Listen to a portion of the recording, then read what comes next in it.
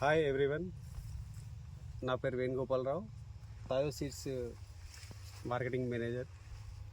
ప్రస్తుతం మనం కర్నూలు జిల్లా ఎమ్మిగనూరు మార్కెట్లో ఉన్నాము. ఇక్కడ నాతో పాటు మా ఎమ్మిగనూరు డిస్ట్రిబ్యూటర్ లక్ష్మీ నరసింహ ట్రేడర్స్ శాంతిరెడ్డి గారు కూడా మనతోని ఈ ఫీల్డ్ చూడడానికి వచ్చారు. సార్ నమస్తే. సార్ నమస్తే అండి. ఈ ఏరియాకి మన శాంతిరెడ్డి గారు ఈ సంవత్సరం 130 కేజీలు ఈ విత్తనం రెడ్ హార్ట్ థయో సీడ్స్ రెడ్ హార్ట్ ఈ సంవత్సరం సేల్ చేయడం జరిగిందండి. లాస్ట్ ఇయర్ కూడా అమ్మారు. 10 నుంచి ఎంత రెడ్డి గారు 15 కేజీలు అమ్మారు పోయిన సంవత్సరం ఇదే రెడ్ హార్ట్. ఎందుకంటే ఇక్కడ ఎక్కువగా లావులు వేసి అలవాటు ఉంది.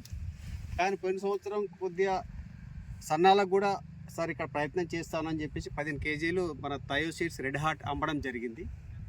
దాని పర్యావరణం ఈ సంవత్సరం, దాని రిజల్ట్ ఈ సంవత్సరం రైతువారీగా చాలా బాగుంది సార్ అని చెప్పేసి రైతువారీగా మనకు మంచి రెస్పాన్స్ రావడం వల్ల ఈ సంవత్సరం 130 కేజీల రెడ్ హార్ట్ అమ్మాడండి. చాలా సంతోషకరమైన విషయము.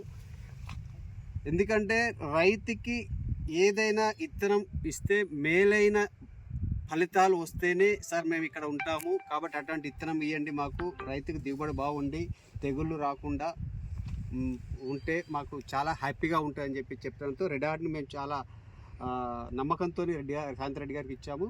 చాలా బాగా ఈ సంవత్సరం మాకు ప్రమోట్ చేశాడు ప్రోడక్ట్ని. చూస్తున్నారు కదా, ఇది రెడ్ హార్ట్.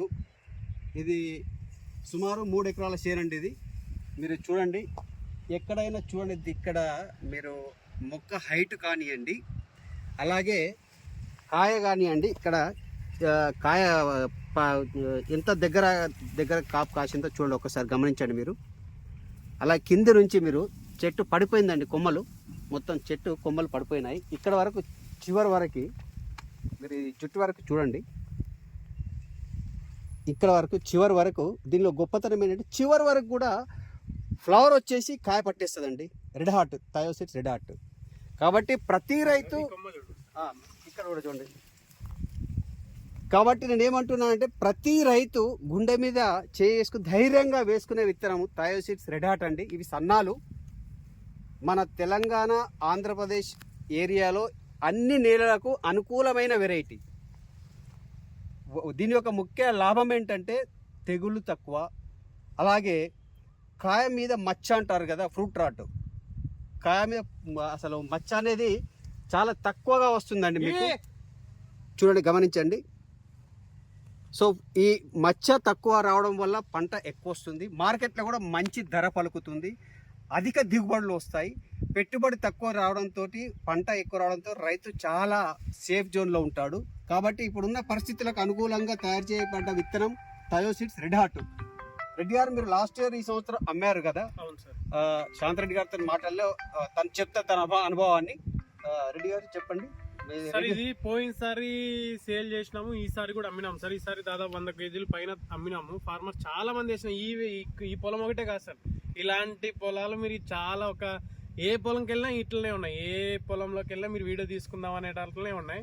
ఈవెన్ సార్ మనకు పోతే ఇది సాల్ తొక్కింది సార్. ఇది ఓకే, అటు ఇటు సాల్ తొక్కింది. గమనించండి, మీరు గమనించండి, హైట్ సాల్ తొక్కింది సార్. ఈ సాల్ తొక్కింది కూడా నడచడానికి రావట్లేదు సార్. ఇప్పుడు ముందుకు అది కూడా ముచ్చుకుపోయింది, మొత్తం కాయ పట్టేసి ముచ్చేసింది, కిందకి అడ్డం పడినాయి సార్.